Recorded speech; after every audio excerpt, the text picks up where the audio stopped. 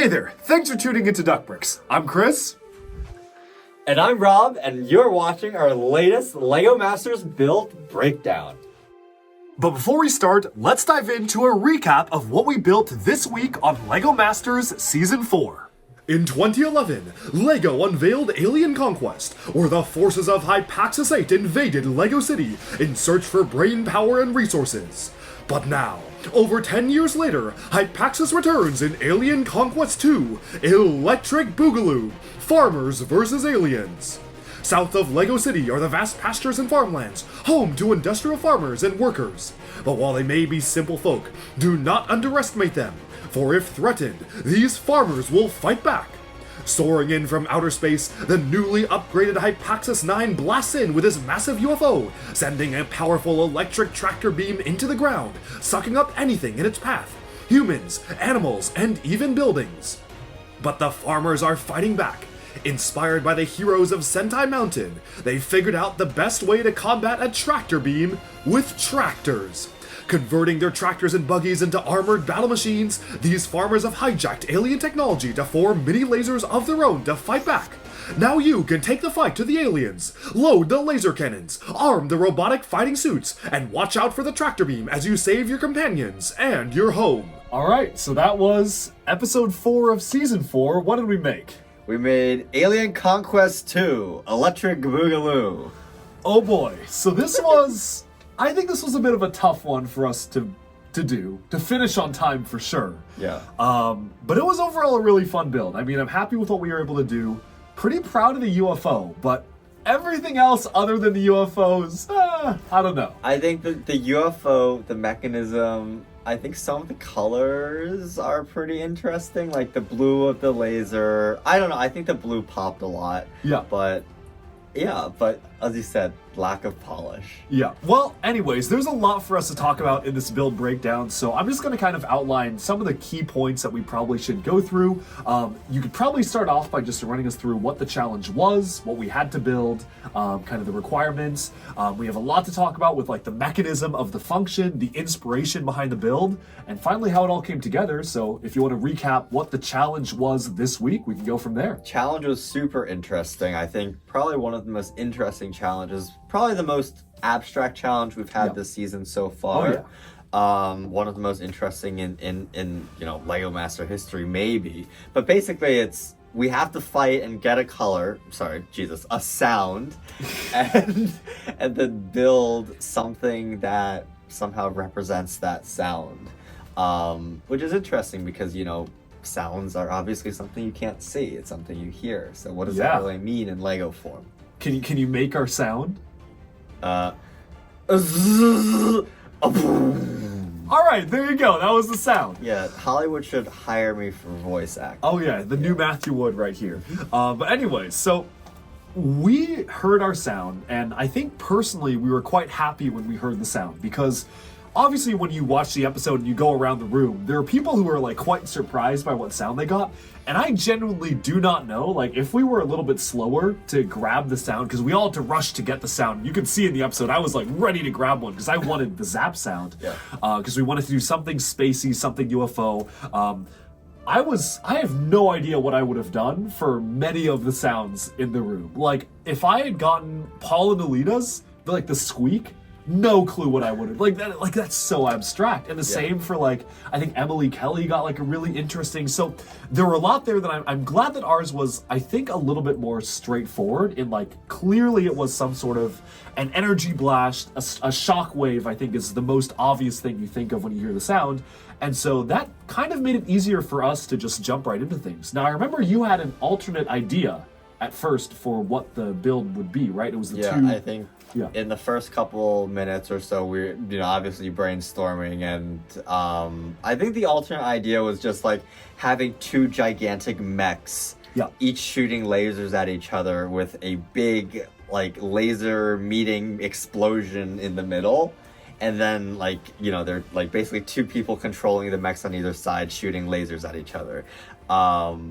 But we decided to do something different. We decided to do the big alien saucer. And I think the big driving force behind that was we wanted to make something really iconic and big. and also we couldn't really think of something that was like an interesting moving mechanism For the robots. mechs. Yeah. And like you had the idea of like the belts moving up for the That's laser, right. and that was really compelling. So, yeah.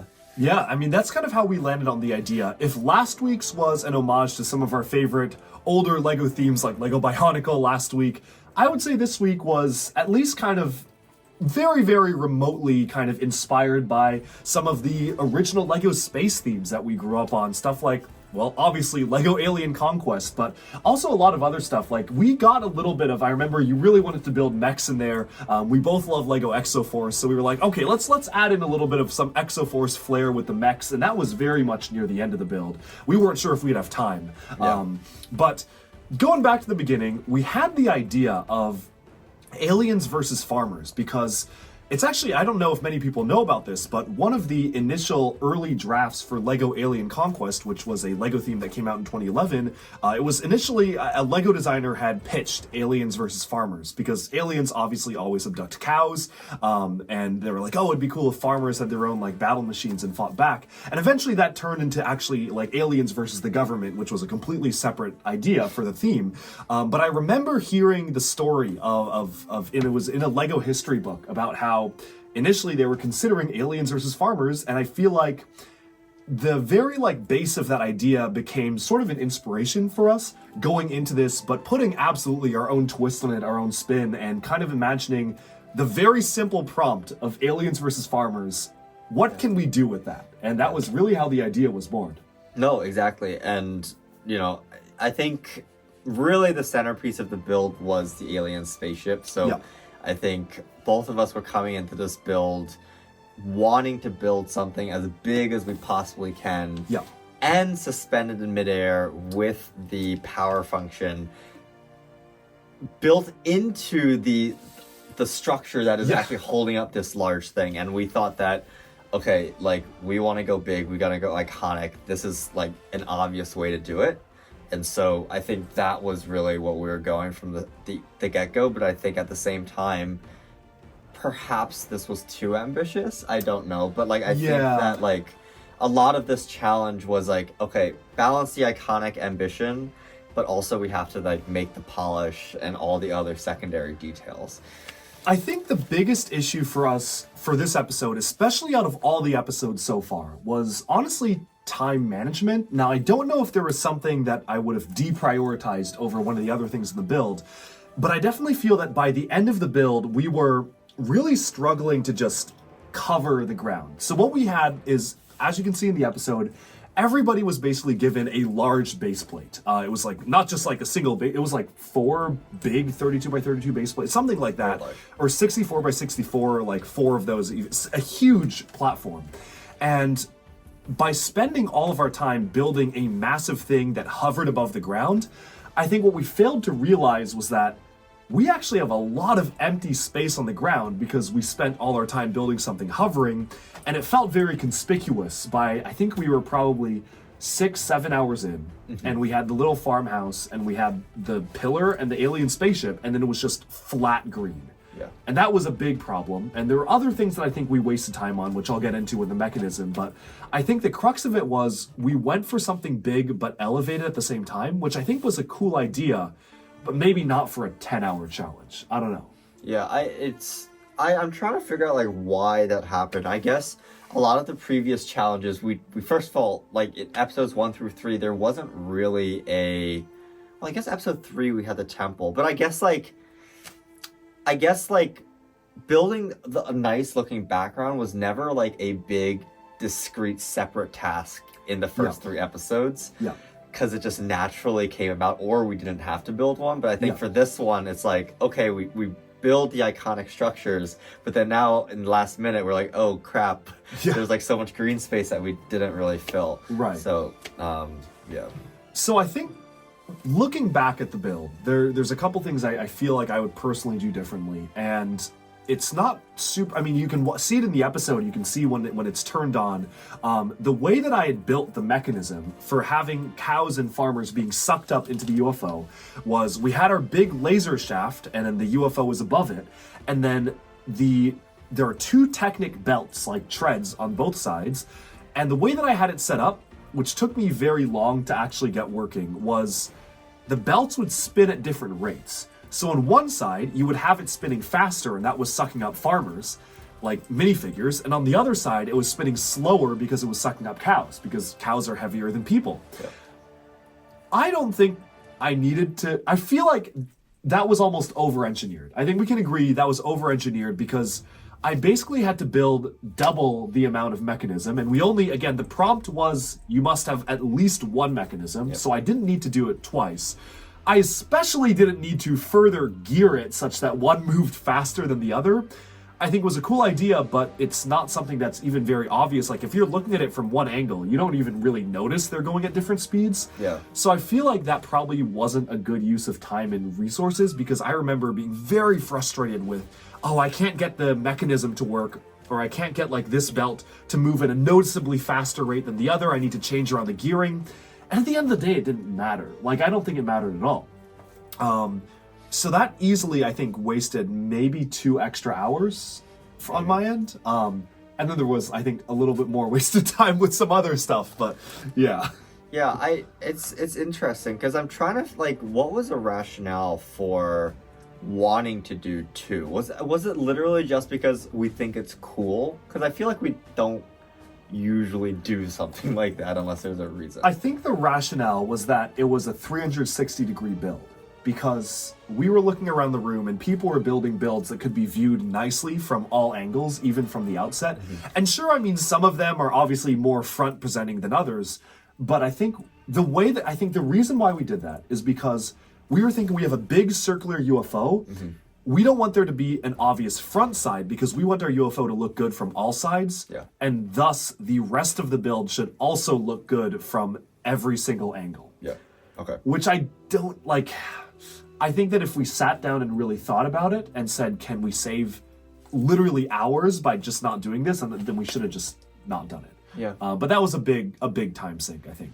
I'm glad I was able to figure it out. Like, it's cool stuff, that yeah. I got it working, but it was not a good use of time. And like aesthetically also, I guess if we had one, it would have made the laser a little thinner, which would have also made, I guess, that spaceship look all the much bigger. But I'm not. Yeah, I think in general, I think we prioritize the right things. Like, I think the big draw is the alien and the space laser, and the second is like the farmhouse getting sucked partially up, and everything else is what we could do. So like, I feel like even if we had 0 things on the ground, we probably would have been safe. I think this week, and maybe this is for another discussion. I think this week I was like a little bit. It was hard for me to tell who would be in the top 2 and bottom 2, other than obviously Sam and Nina. I think you could take a look at it once, say, all right, that one's the easy. Yeah. Definitely top 2, almost certainly winning. I think everyone was thinking that. Yeah. But bottom 2 was a little bit harder to figure out, I think, because we didn't really know all the stories of what was going on with everyone's builds. Like, for instance, when we watched the episode, we learned that Tim and Tim's build was like their 3rd pivot. I didn't even realize that because obviously you're in your own world when you're on set and building. Yeah. So I think we weren't really sure who would be bottom 2, but I think we were pretty sure we wouldn't be in the bottom 2. Yeah, I think so. I think we had enough of a wow factor, I think, from a technical perspective. Yeah. Where I think, we think we were pretty safe for that from bottom 2 for episode 4. Right. But it was definitely a bumpy road getting there, I think. Absolutely. Lots of techniques that I'm personally really proud of and I think are kind of cool. The UFO, you can see it in the episode, but it's actually using train tracks. So the large-scale train tracks for the UFO. This was inspired by LEGO's official UFO set from Alien Conquest, which uses smaller scale track pieces because it's a much smaller set. It's probably like this big. It's our UFO is literally, I think, 3 or 4 times as big. But the concept was they had used these smaller track pieces for the outside of the UFO, and it was basically hollow. Like, it was just an outside ring, and then they had a smaller UFO in the center. But I was thinking, train tracks as a UFO, that would be really cool if we could scale that up, but also make it solid. And so I think we consumed a record amount of light gray 2x4s, just all around the 2x4s UFO. and 2x2s. And I remember at one point I built like a fourth of it, and I was like, "Hey, Robert, do you want to finish tiling this UFO?" And then you proceeded to spend like 3 hours just stacking tiles because that's like it takes that long to stack that many light gray 2x4 tiles. Like we consumed a crazy amount of those, but yeah, I think the technique was awesome that we did to do it. It was like a really quick way to cover ground quickly in terms of, because, you know, in the episode, you can see at the start of the episode, again, the very large train tracks, but in the middle, it was hollow. So how do we build a structure to make that a saucer without it being super heavy, such that the scaffolding would not really work, and at the same time, like, you know, looking actually solid. So I think the method, you know, you kind of brainstormed was really, really impressive. Yeah, you know, obviously I think a little bit wobbly on the sides, a little bit bent. it was, but I mean, like, wobbly. But it held up. It held given up. its size, I think it's super, super impressive nonetheless. And we were able to roll it back and forth throughout set. Yeah, like and we it had was- to. Exactly. Okay, So, yeah. I mean, what else is like? We had, Well, there was the laser, there was like the getting. laser. Okay. Well, something happened with the laser. I'd love to hear your explanation for this one. So, it was Robert's job to build the laser, all right? And then I look over, and my boy's like finished the laser, and then he turns to me, he's like, "Oh, this looks so bad, it doesn't look good." And I'm like, "Okay, well, I wouldn't say it looks great, but it looks fine." And you were like, "Oh, I can make it so much better. Let me take it apart and build it again, and it'll be so much better." And then you took it apart, and I was like, "No, dude, don't do it." You were like, "Oh, let me cook." And you built it again, and it was like, I swear it was identical to before. My eyes could detect no difference whatsoever. So I was like, I feel like we just wasted 2 hours taking apart the laser and building it again for no change. Yeah. What did you change? I'm so curious. So I was trying to figure out how to build this laser up quickly, and so I got a color palette of like the blues and the whites and some dark blues, navy blues, and then I just started stacking. But the shape of this inner scaffolding with the mechanism attached on the side was highly irregular, in the sense that, like, it was a long rectangle. So, and I was trying to figure out, like, okay, if it's a long rectangle, I wanted, I guess, to do almost like a this thing where it's a long base and it's very quickly. So instead of being just like a straight line, like a triangle, I want it to be very much like this, like But the side effect of that is that once you have that quickly sloping in kind of gradient, then you have a lot of space to cover, but not a lot of width. Like, I started hitting the scaffold, and so naturally, like, this rectangular scaffold, the laser became extremely rectangular as it got up. And I was like, this looks disgusting. And so, like, it looked fine, my God. So I don't know, like, because it was literally just a cube. It was like literally just a rectangle, because like I couldn't. I don't think it was just a. All right, well, maybe I remember. I remember. I looked at it. I was like, because I wanted to like, because I didn't want it, like, you know, I could have done like the volcano again, but done this, but then like that wouldn't have looked like a clean. I wanted like this, but then when you do this, you just have like a space where it's just like straight basically, and it just ended up looking like it was literally just a sharp rectangle. Sure. And so I took that apart and then rounded the corners, which I think made it look better. Also, the rectangle, like the pattern that I used, also looked disgusting. I used like this weird spiraling I do pattern. remember the pattern looking better the second time you made it. Yeah. The shape, like, to me, the shape was the same. Sure. But the pattern, I was like, okay, you changed the pattern around of like the freckles of like white, like energy crackling. And another thing you did recommend at the time, but where I did not have the skill to implement, but now I do. Oh, I kept telling you to just do studs on the side and you wouldn't do it. To make it snot. Why didn't you do that? Because I was stressed. Skill issue. And like, I remember that issue. now. I forgot. I literally was like, my brother in Christ, just build it studs on the side, and you were like, oh no. Yeah, I mean, I tried, but then I was anyway, that was I definitely could have done it on stud. And mistakes were made on both of our ends on this one. yeah, I think the laser could have looked better. And I also had ambitions of like splashing out, like having the laser splash out, but I don't think there wasn't like time for that. But yeah, I mean, I think this build is really just a story of ambition resulting in a lack of polish. Yeah. Yeah, which it is what it is. It happens. I remember, I mean, if you look at it, okay, so the timeline was, I think we were building the UFO and just building it. We had high hopes for this build. The initial idea that we had was put a red barn in the center, and that red barn was going to have cows coming out of it, and that's the cow side. Then farmers are going to be running into the barn on the other side, and that's why farmers are going to get sucked up on the other side. Yeah. So I guess that was part of the story as well. So a big red barn, and then a farmhouse that was kind of off to the side where farmers were like preparing their defense, and then an array of battle machines that the farmers had built using alien technology to fight back against the aliens.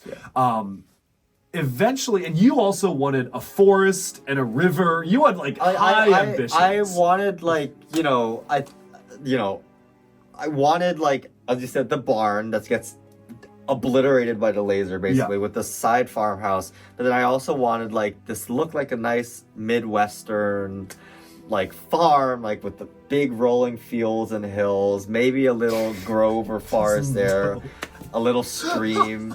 Like, because like I like scenery and stuff like that, so that would have been really nice. But obviously, like things take priority. Like the UFO had to get finished, the laser has to get finished. The farmhouse getting partially sucked up, I think, is an important part of the story that needed to get finished. So all that other stuff fell to the wayside. And I think the farmhouse getting partially sucked up was a result of time, because you wanted to build the roof, and I was like, my God, this is in the episode. It is. There is like a 5-second clip. We'll play it now. Something just fell. I don't know what. What? I don't know. I just... Bro, no one's gonna care that roof isn't, like, done. Bro, they will. 5-second clip, like as you just saw, of Robert being like, oh, we gotta finish the roof, and I'm like, dude, the roof doesn't matter. And you're like, dude, it does. What our eventual compromise on that was have the roof be partially sucked up so we could have the excuse to not finish the roof, leave it open, and then just attach plates on mixel joints and cause it to be sucked into the UFO. Yeah. Which I actually think was it looked better than if we had finished the roof. No, absolutely. It added to the story. But it was an accident. It was a happy accident. Yeah, we had the walls of the house built up, and then like the roof was taking a while to finish. Yeah. Because, looking for those slope pieces and like the red slope pieces and just getting that all, and then like also it was taking a while to complete. And so I was getting one side complete and the other side was not. It was empty. Yeah. And so, I think the idea was brilliant of like, okay, let's just being sucked in. Add some mixel joints and just like tilt that side of the house into the laser. Yeah. Which I think looked awesome. And yeah. It tied it into the scene actually, which I'm much happier about, because otherwise it would have been just a random building off to the side with like no interaction. Yep. But now it was actually part of the scene, so that was great. That was definitely a win-win. One thing I would change. I mean, there's a lot of things I would change. Well, okay, there's a lot of things I would add. But one thing I would change is I feel like the UFO was almost too bland and colorless, and I think this was commented on. But if you look at the UFO, it's like all just light gray. There's a little bit of purple on the edges and in the center, but for the most part, it's like basically a mass of light gray. Yeah. And I feel like there are ways that we could have made it more interesting. I mean, since the episode has come out, there have been actual Lego sets that are giant kind of dish-like builds. There's a big Captain America shield, which does get a lot of flack as a model, but I mean, as something, I think it's a really interesting building technique, and the pieces, I don't think were even out at the time of filming, but the most important thing is like there are different ways to accomplish the same shape, and I feel like we could have potentially made it more interesting if we had gone with an interesting color scheme than just light gray. So that's maybe the only like big thing where it's like I'm looking at the build and it's just a giant gray dish, and I think it would be cool if it had more color. But yeah, I don't know. I don't know if I completely agree, but like, because I do think that there is some contrast with this First of all, when you think saucer, you think of a big gray You disc. do think of a big. That is what I was Like, saying too. exactly. yeah. Like, and if it's a rainbow, then like, what is that? Like, what? Like, is it a birthday saucer cake? from Nope. Like, yeah, like, oh yeah, like literally the saucer from Nope. Like, what is that? And also, obviously, like, if we had some patterns, that would have also increased the amount of time it needed to actually build out the saucer, because we had to like think about like, okay, how do we make this color look right and not like just a random smattering of like crap. And at the same time, I also think that the fact that the laser was such a vibrant blue color contrasted well. That with is the true. saucer. That is true.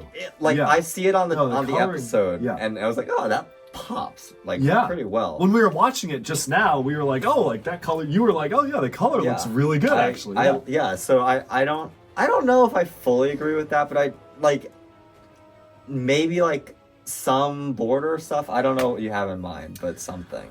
Yeah. I mean, initially I was like, we could have just made it purple, but then I feel like that's too colorful. So maybe like, I think if we had the same building technique, maybe making it striped with purple, or like a ring of purple going around like the middle. I think it was like 5 or 6 light gray 2x4s. And if we just alternated those with gray, purple, so we have like purple rings around it, maybe that could have broken it up. I don't know. I'd be interested, like, I could model this in studio and just like see what it looks like. Yeah. Different colors. I might try that out just like out of curiosity. But yeah, overall, interesting techniques for the UFO. Ugh, the battle machines. Okay, I think the battle machines, if you kind of look at them, they get progressively worse and worse.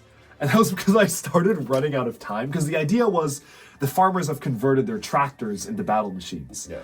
So one of them, it's like, oh, I'm gonna make a front of a tractor and then have that be like a mech, like kind of like a robot type of thing. And then the time was ticking down and down. And I think at one point we had 3 minutes left, and I was like, I need to whip some sort of mech together ASAP. So if you look at one of them, it's probably my most embarrassing build on the show so far. It's like a few plates like stood on legs, and it's like a little robot, but I feel like I love making Lego mechs. Obviously, as people who follow Duckworks know, like I love Lego action figures and Lego mech-based themes, and I feel like I had so many cool ideas for mechs, but it's just the timing just didn't work out. Yeah. I mean, I think you did a great job. The mechs looked great. Your tower looked amazing. No, it didn't. Bro, you tried to shut me down with the tower. All right, so if you look at the episode, maybe the drawing portrays it as a walker, which in retrospect, sure, let's say it was a walker. It's an interpretable piece. It's modern art, you know. I whipped it together. And maybe eagle-eyed Lego fans of Lego Exoforce may recognize kind of similar design philosophies from like other Lego designs. But really, it was kind of like, what can I do for like a cool sci-fi looking watchtower to make it kind of this like interesting battalion type of thing the farmers have built up. So I built a tower, and I stick it down, and Robert is like, dude, what is that? Well, you're like, get that out of here. And I'm like, no, it's like a watchtower. And you're like you could not tell what it was. No. I don't think anyone I wanted could to build my rolling hills and fields. And then you're building plonked like down a 4-legged tower. What is this? Yeah. Well, or walker, as we see in the episode, it is portrayed as a walker. You know, that was we have 5-10 minutes left and a space needs to be filled type of thing. Yep. But yeah, fun stuff. Fun stuff. But you know, I think overall, like I like to judge builds by like color, story, scale, and technique, and I think that like we definitely hit scale. I think the story was pretty clear. Technique was really interesting and cool. I think the color we could have worked on, but I think in general, like, it was a pretty solid build. Just needed it was a little rough around the edges.